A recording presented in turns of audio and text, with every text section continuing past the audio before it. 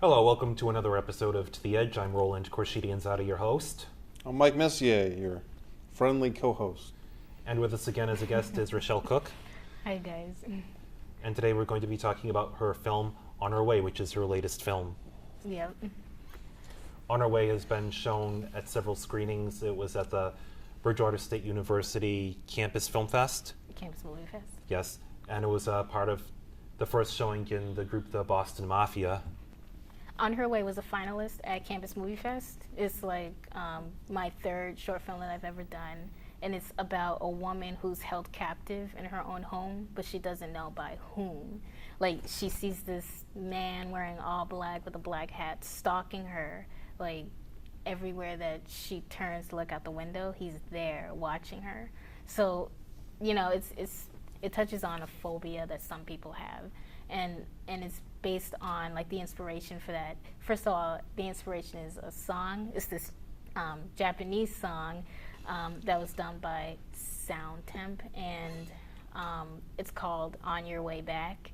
And I love that song so much that I sent it to my composer, Sean J. McCall, and I wanted him to create a song that sounded like that, so that I could make a short film based on that.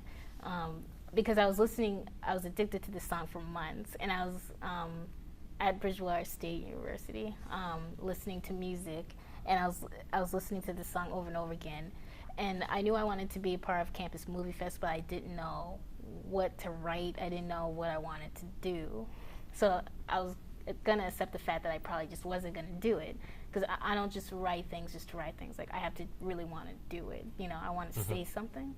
And I was listening to this song On Her Way Back, and the images that would eventually be on her way came in my mind. Like, it was like a flood of images. It was like overwhelming. Like, it's a beautiful song. It's from the PC game Ragnarok online, On Her Way. So if you guys want to listen to it, it's the inspiration for this short film. What was that site again? Well, the website is, well, it's a game actually. It's Ragnarok. Okay. Ragnarok online. I never played the game, but my brother is a nerd like me, so he plays like PC games and video games, and he's always playing music, Japanese music and stuff. And I'm into that stuff now. So, do you like to talk about the actors? Yeah. My sister acted in it. Like I said in the previous episode, she's not an actress, but she acted in my very first film, A Sister's Bond, and she did very well. Every time people watch her act, they have this reaction like, wow, that was great, that was powerful. So I definitely wanted her in this film. Obviously, she has that look that I really wanted. She's very facially expressive. Like, she's very emotional in her facial expressions, and I think that's what really captures the audience, her facial expressions, and that's how she looks all the time. So, like, she's a great actress, but I played on her emotions because she's an emotional person. I'm not really an emotional person, so that's why we kind of butt heads, like, but, it worked in this sense, like, directing her. I wanted an emotional character, somebody like just like in A Sister Bond, someone who can throw stuff around and be totally crazy, because these are the kind of women that I write about. Maybe this is who I am inside, and I'm just too afraid because these are the characters I write and relate to. So is that your inspiration, or what inspired you? Because you're not sure if that's who you are, or if that's just the characters you write. Yeah, that probably is who I am. That's probably why we butt heads, because I'm just I can't let myself go like that. Like, she's totally true to her emotions. She does not hold back, not as a person or as an actress, and that's what I totally admire about her. I can hold back sometimes in certain situations, but as far as like mentally, it can get kind of crazy. So that's why I'm a writer, I guess. But well, that would pay off for her if she ever acts in other films. Then at the very least, you know that she's in something she believes in and isn't just collecting a paycheck. Yeah, you know, because I always try and relate to her, like, you know, think of, you know, this time where you feel like, like no one understood you, or, you know, when I was getting on your nerves, or when my brother was getting on your nerves, or, you know, like, I'm always trying to relate to her so that she can feel real, you know, and it shows through the screen. And my brother, he's not an actor either, but I asked him to do it. You know, it's a small part. He played the mysterious man that you see dressed in all black, and I think he actually did really well. You know, he got the way he was standing, the very first scene where she's looking through the window and you see him for the very first time, the way he was standing, his pose was just perfect. Like, he totally nailed that, and I don't even know if he knew he was doing it.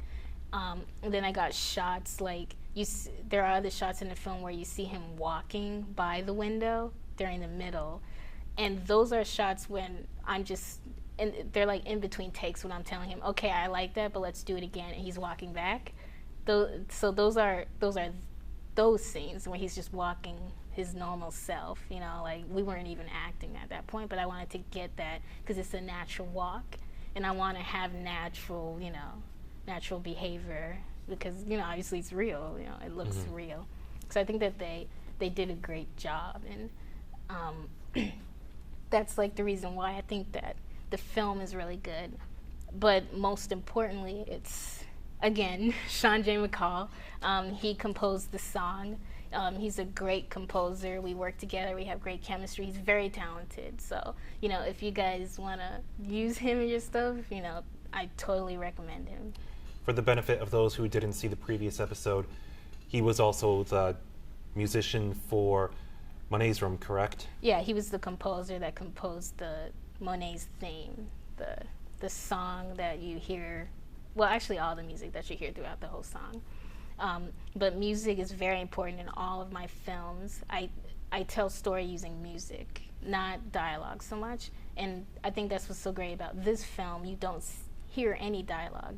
You see text at one point in the beginning, but what tells the story is the music. You know, like it's like, this is probably silly, but in the old cartoons, Tom and Jerry, they didn't have dialogue, but the music just kind of like cued you at what was going on, like the emotions. Like it would stop at one point, Oh, yeah. would go, it would, you Like know. what?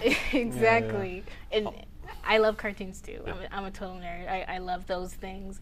Like, I like telling stories through music. I don't really need dialogue, but Yeah, the only dialogue in Tom and Jerry was screaming. yeah, screaming, and then you had the owners. Sometimes they would talk. Oh yeah, I remember that. Darn cat and mouse. It seems like you pull for your filmmaking inspirations a little bit here, a little bit there. Very eclectic inspirations from music and from the Japanese music you're talking about, from Tom and Jerry and all types of stuff, video games. Yeah. It's pretty cool. Yeah. You know, because I love those things. Like I'm like that girl that you see dressed in a storm suit at the Comic-Cons. Like I've seen the pictures of that. Yes, I have seen that. you know, I'm just like a kid at heart, and you know, I just want to experiment and have fun with the filmmaking process. The writing part is the dark, grueling part, because those are based on real experiences and they're not very good, you know, because I've been through a lot of bad things in my life and I want to tell these stories. For instance, this is based on a true story. My 12-year-old self, we had come out of a bad situation, and you know, I'm from North Carolina, and my mom took us from our father, and we moved up here in Massachusetts. And I was a very scared child. Why, I'm not going to get into it, but I was a very scared, timid child, and so I was scared to go out of the house. There were some weird neighbors upstairs. I think there was like a prostitution house right behind us. It wasn't a very good neighborhood. Yeah, I'd say. So I was not going out of my house. I was like messed up in the head and stuff, but my mom was my hero. Then Shelley, the actress, the character in the film, her mom was her hero. She told her, you need to get out of the house, you need to stop living this way, meet me at the coffee shop at 2. She had to get her butt out of the bed and prepare herself to get out of the house, and she eventually does. she would have to face her fears, which you'll see at the end of the film. She'll have to face, you know, what she was afraid of the whole time. But it would be good for her. You know, I finally got out of the house at 12 years old, and I started living, you know, and I can thank my mom for that. Like, she was my hero. She saved my life twice. Wow. That's good. So I know that I tend to hide my emotions in real life, but the script, the writing, it's a grueling, dramatic, dark time for me.